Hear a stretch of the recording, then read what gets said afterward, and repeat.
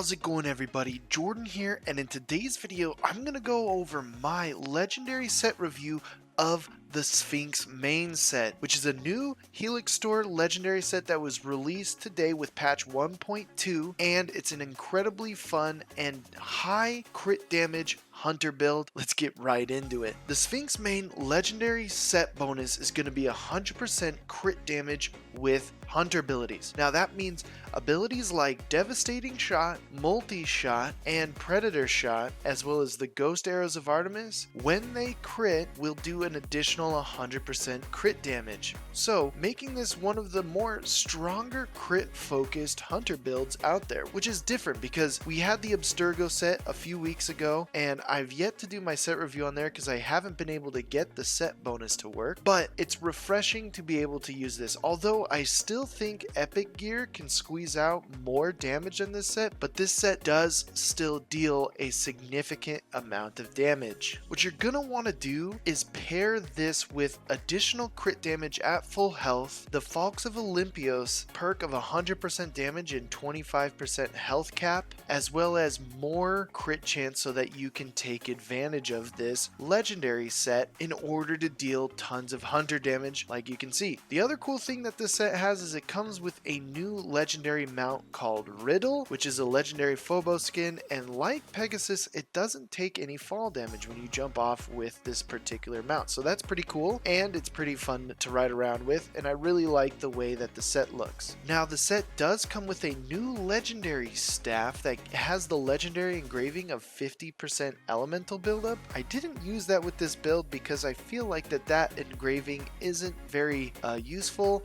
The staff does look pretty cool, but I don't find it to be all that useful. So if you just want the set, I'd recommend just getting the set. The weapon, up to you if you need more elemental buildup. I typically don't. Let's get right into the new build details though. The primary weapon that I'm going to be using with this set is going to be the Atlantean Blade. You get the Atlantean Blade by completing a mission in the region of Elise. It gives us additional hunter damage, crit damage, and then armor penetration for our basic arrows, and then I'm going to engrave it with the Falx of the Olympios engraving of 100% damage, the health capped at 25%. The reason for that is because I don't expect to get into hand-to-hand combat, so that additional damage from a distance helps out a lot. In my secondary slot, I'm using an epic item. It doesn't really matter what epic weapon you use, but as long as it has hunter damage, crit damage, fire damage, and then I engraved it with 30% more elemental damage, but minus the buildup from the Hammer of Horns, that total adds up to a 70% additional fire damage. And then I use the Achilles bow. It gives us hunter damage, crit chance, additional damage with devastating shot, and then I engraved it with 40% fire damage. This bow you can get by killing a mercenary called the Marksman in your game. Again, it's randomly generated, but they will have the nickname of the Marksman. For the head, you're going to notice a theme with these pieces of armor, but we're just trying to focus on crit chance at full health. So on the head, we're going to engrave 20% crit chance at full health, which pairs with the damage with bows on distant targets and the hunter damage on the head. On the gauntlets, we have hunter damage, bow charging speed, and we're going to engrave another 100% crit damage while at full health. And then the chest, we have hunter damage, damage with bows charged shot, and then 50% crit damage. For the waist, we're running with hunter damage, crit chance while at full health, and then we're going to engrave 100% crit damage while at full health on the waist. And then for the legs, we have the hunter damage, 100% crit damage while at full health, and then we'll engrave the 20% crit chance while at full health. For the abilities, we're going to really rely on all of the main hunter abilities. We want to take advantage of it. So my primary hunter ability is going to be Devastating Shot. This can take out a lot of mercenaries and high level enemies very quickly. The secondary ability that I'm going to focus on is Multi-Shot, again because of that 250% hunter damage from Multi-Shot plus critting plus the set bonus. We'll be able to mop up tons of people very quickly with multi-shot. And then the third ability that I'm going to focus on is Predator Shot, because again, because of the critting and the 600% hunter damage, you can take people out very quickly with Predator Shot. And then lastly, we have the Ghost Arrows of Artemis, which lets you shoot through walls, again dealing a 340% hunter damage plus the 100% crit damage and all the other crit damage that you get from the set. Some points you may want to put into is like 6 cents if you want to have additional hunter damage if you get noticed, plus the slow time,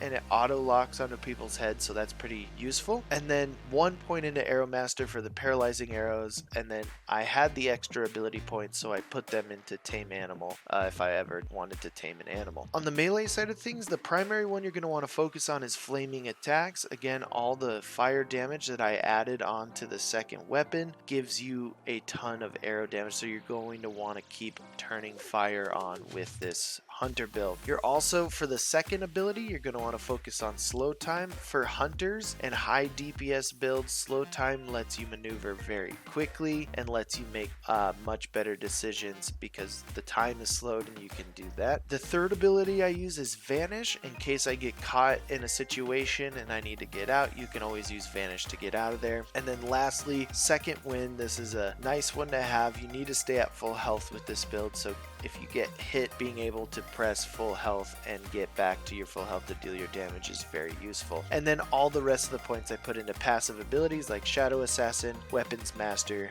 Gear Master, and Archery Master. For the Masteries, like I always say, you may not have as many ability points as I do, but just focusing on the Masteries that I tell you to. And the ones you're going to want to focus on are crit damage, headshot damage, and damage with bow charge shot, as well as hunter damage on the hunter tree. And then on the assassin tree, crit chance at full health, damage at full health, and damage while full health. So the difference is crit damage while at full health and damage while at full health. So if you just focus on those, that will be more than enough and you'll deal as much damage as I do. If you happen to have the extra ability points, putting them into adrenaline per hit or adrenaline per crit so that you can get adrenaline back to keep using abilities. On the warrior side, maybe fire damage, more armor penetration, and then damage dealt restored as health. And then on the hunter tree, maybe if you're using a staff or whatever, or daggers, you can put some damage on there because this build will deal some decent melee hits. And then you're going to want to put some points into bow charging speed and then adrenaline on headshot kill. Alright, after that, let's look at all of the stats here. So what we have here is, again, in the description of this video, there will be a link to the build on the AC Builds website where you can look at all this information from your phone or on your desktop. But what we have here is we've got a 93% crit chance while at full health, dealing an additional 610 critical hit damage when you do crit, and then add another 100% if you're using ability, plus all the hunter damage that comes with that ability. So this build does deal a significant amount of damage. On top of that, if you have fire active, you're going to be dealing another 166% fire damage on top of that. And then obviously you have your default 355 hunter damage up here, and then if it's a headshot, additional headshot if it's fully charged. So you can see how all these numbers, when they add up, you'll be dealing a significant chunk of damage to whoever you're doing, as you saw in some of the clips that I showed you. Lastly, let's look at the transmog of this build. I really like the way it looks. I love this crown. I might use it for other builds, but one thing that I really liked about what the transmog did was how it has this white paint around your eyes. And what it made me think of is you can make like a Follower of Ares look for yourself here if you put a shroud over it. I mean, in order to get that eye painted, you need to have the chest. So in order to make it look like a Follower of Ares, like, it doesn't really match with this big chest, but maybe if you put some darker sleeves on, and some waist and some boots, you might be able to get away with it. But at least the head kind of looks Follower of Ares-ish, which is pretty cool. The gauntlets look pretty cool as well. It's got this really nice Sphinx feathery look that I really like. Like we showed you the chest. The chest is what applies the white there with the gold template or the gold medallion in the middle. And then the waist is kind of interesting with the blue. It might be useful. It works well with this set. And then on the boots, it's got kind of this dual leg thing here with feathers popping out, and then these little edges, which I think look pretty cool. So that's the new Sphinx main set. It's pretty good if you want to have a good hunter set and you're in the market to go buy a Helix Store item. This one's pretty good. I'd say it's better than Odysseus's set if you're going to pick a hunter Helix Store item, but overall I still think the Master of Artemis set is better, and it comes default shipped with the game. You don't have to buy it because,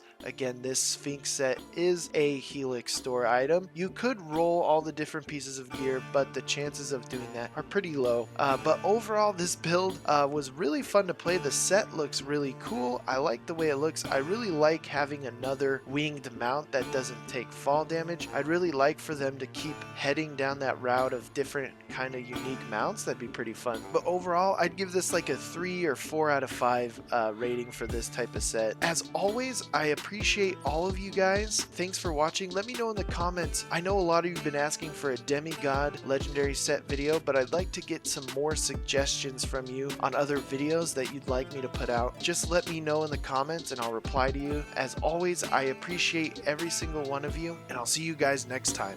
So proud of those born to be Spartans. They'll rise.